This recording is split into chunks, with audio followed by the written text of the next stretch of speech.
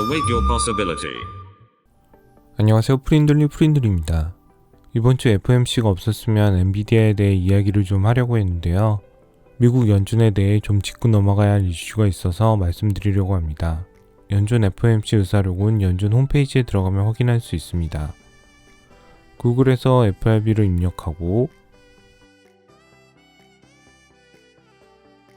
이놈을 클릭. 통화정책에서 캘린더 클릭. 여기 12월 HTML을 클릭. 그럼 FOMC 보드 멤버들이 결정한 내용을 확인할 수 있는데요. 이거 다 안 보셔도 되는데요. 여기 중간에 위원회는 줄이기로 결정했다. 무엇을? 그동안 매달 사들였던 미 재무국채 200억 달러 그리고 모기지 채권 100억 달러를 줄이기로 결정했다. 그동안 매달 1200달러 정도 연준에서 QE를 했잖아요. 이걸 12월부터 300억 달러씩 줄이면 300 곱하기 4, 4개월 후 내년 3월, 즉 내년 3월 양적 완화를 종료하겠다는 뜻입니다. 전에는 150억 달러씩 줄여서 6월 정도의 테이퍼링을 끝내려고 했는데 테이퍼링 속도를 2배를 높여서 내년 3월 양적 완화를 종료하겠다는 뜻입니다. 그럼 빠르면 내년 3월에 기준금리 인상을 하겠다는 뜻이고요. 기준금리 인상 예상은 점도표를 보고 확인할 수 있는데요. 점도표는 캘린더에서 요걸 클릭하면 됩니다. 쭉 내리면 기준금리 점도표라고 나오는데요. 이건 FOMC 보드 멤버 공식 의견은 아니고요. 12개 연준은행 총재와 6명의 보드 멤버를 합쳐 연준위원이라고 합니다. 이분들이 앞으로 기준금리를 이렇게 해야 해 라고 본인들의 생각을 점으로 찍은 것을 점도표라고 합니다. 즉 18명 연준위원의 기준금리 인상에 대한 생각입니다. 참고로 이게 9월달 점도표인데요. 이때는 내년 기준금리 유지가 9명, 인상이 9명이었습니다. 근데 이번엔 18명 전부 올려야 된다고 점을 찍었잖아요. 그럼 당연히 내년에 기준금리를 인상할 겁니다. 심지어 3번 이상 인상해야 한다는 위원이 10명이고요. 4번 이상 올려야 된다는 위원도 2명이나 있습니다. 이게 뭐라고 난리냐? 그리고 이거 다 뉴스에 나온 거 아니냐? 라고 생각할 수 있는데요. 사실 테이퍼링하고 기준금리 인상은 이제 누구나 다 인상한 사실이잖아요.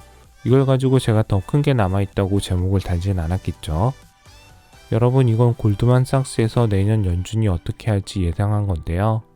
여기에서도 3월까지 테이퍼링하고 3월에 기준금리 인상, 6월에 한 번 더 인상, 9월에 또 인상, 그리고 만약에 여기서 물가가 안 잡히면 9월부터 12월 4분기에 QT를 할 수 있다고 나온 겁니다.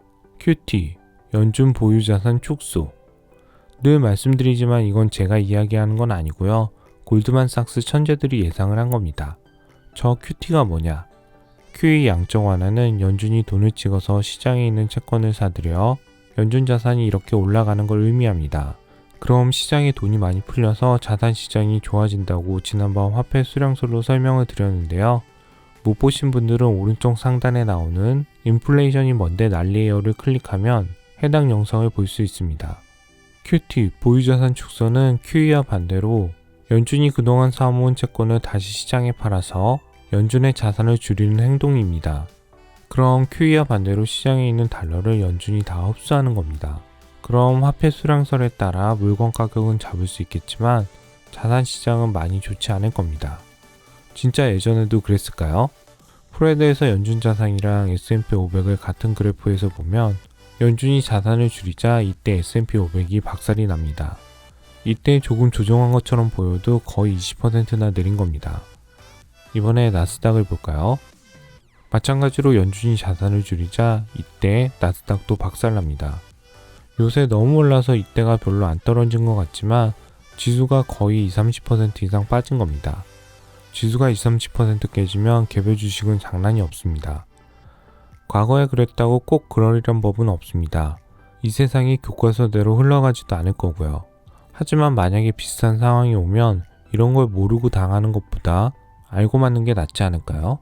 어차피 맞을 수도 있는데 주먹이 날아오는 게 예상이 된다면 어떤 분은 아마 안 아프게 맞는 전략을 사용하거나 어떤 분은 잘 피할 겁니다.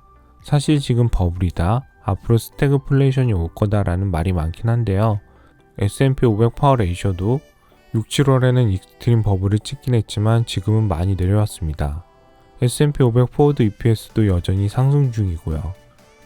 그리고 연준에서 내년 고용시장이나 경제성장을 나쁘게 보지 않기 때문에 연준이 금리 인상을 고려하는 겁니다. 그러니 전에도 말씀드렸지만 너무 쫄지 말고 아직 시간이 많으니 각자 상황에 맞게 잘 전략을 짜기 바랍니다. 이번 주는 오늘 회사에 출근해야 해서 짧게 끝내도록 하겠습니다. 커뮤니티에 글로 쓸까 했지만 여러가지 표랑 같이 보는 게 더 도움이 될 것 같아서 짧게라도 영상을 만들었습니다. 주식처럼 날씨도 갑자기 많이 추워졌는데요. 몸 관리 잘 하시고 이번 주도 행복한 주말 보내시기 바랍니다. 프랍 트레이더들의 기술적 분석과 더 깊이 있는 경제 공부를 원하시는 분은 검색창에 프린들 연구소를 입력하거나 유튜브 오른쪽 상단에 온라인 강의 신청을 클릭하세요.